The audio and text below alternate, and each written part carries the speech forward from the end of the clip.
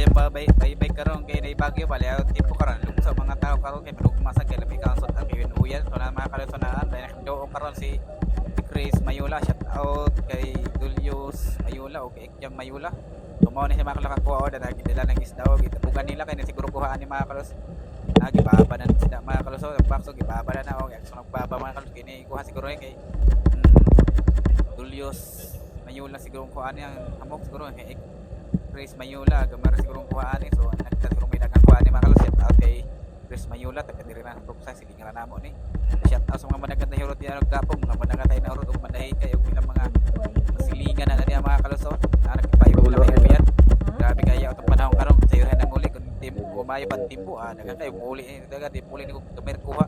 maningkamo sa taan ni mga kalusot na sila mga kalusot baba nang pakpakala palito na kayo ato simbangan awat na